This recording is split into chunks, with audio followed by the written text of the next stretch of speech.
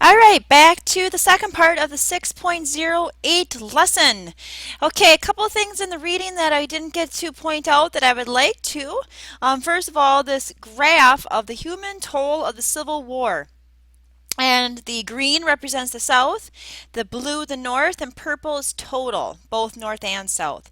So let's look at this. Battle-related deaths in the North versus the South. More in the North. Disease-related deaths, a whole lot more in than battle-related deaths in both sides, but you can see more people died of disease in the South than they did in the North. Total deaths, more in the North than in the South. Total American deaths, quite they're up to about 600,000. And then total American deaths in all other U.S. wars combined from 1775 to 1991. So that is a powerful comparison to show how many deaths there were in the American Civil War when it's almost only a fraction higher for all the other wars combined. That's a pretty powerful graph there. Okay, the other, this is a famous picture of the surrendered Appomattox.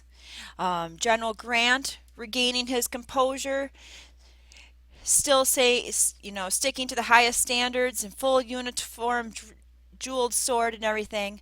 And then there's General Grant accepting the terms of his surrender. And I want to read about prison, the Andersonville prison camp here, and then in the next lesson we'll read the rest of this page. Prisoners of war sometimes receive cruel, inhumane treatment. In the Confederate military prison camp in Andersonville, Georgia, some 33,000 men were packed into a stockade built for 10,000. So 3 times more people were packed in there than could fit. One Union prisoner recalled entering the camp.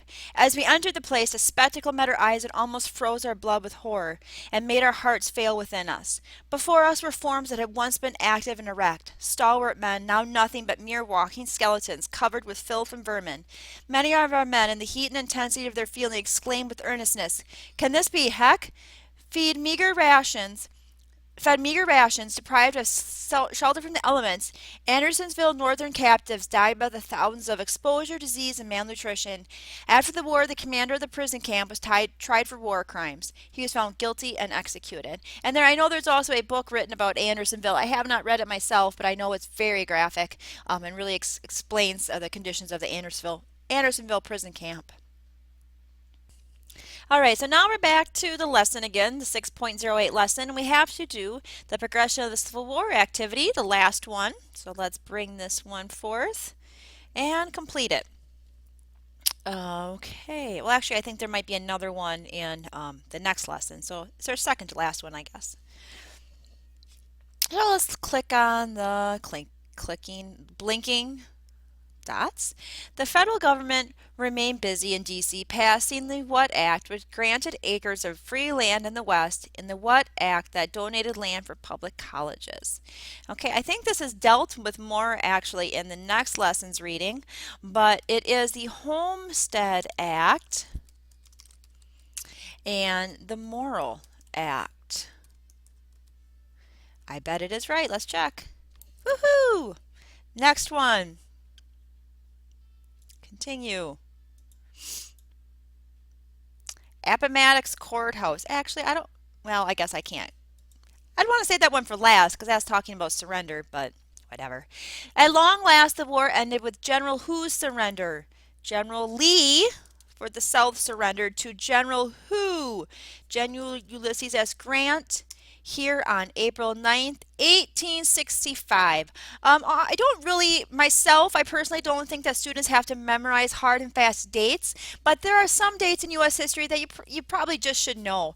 And one of them is the American Civil War, 1861 to 1865. Let's check if we're right. Yep, I was right, as were we all. Okay, continuing on. This is going to be St. Petersburg. Yep, Siege of Petersburg. The lives of 65,000 troops were lost in this 10-month siege that began in June 1864 in this city in, what state are we in here? Virginia. Virginia. Hopefully I spelled that right. Eventually the siege dealt with a crushing blow to the what forces because their what was cut off? The Confederate forces, because what was cut off? Their supply lines. Are we right? Let's check. Yes. Perfect. Last flashing icon. Atlanta and the March to the Sea. First he raised Atlanta and then he marched to the sea. General Hu led the Union troops that devastated and destroyed almost everything along the unstoppable path that began in 1864 and continued into 1865. So who is this? General Hu? General Sherman. General William Tecumseh Sherman. And we are correct. And if you can print that off, you can. So you have that to study from. Go back, and then there's no quiz or checkpoint in this lesson. You get a freebie. So ladies and gentlemen, that's all for the 6.08 lesson. There's no quiz or checkpoint. If you're interested, you can go to this Beyond the Lesson. Believe it or not, the maps in the past 3 lessons do not begin to show all the battles of the Civil War, not even the major ones. If you have an interest in battles, particular states, or want to learn more about all of them, visit this link and see where it takes you.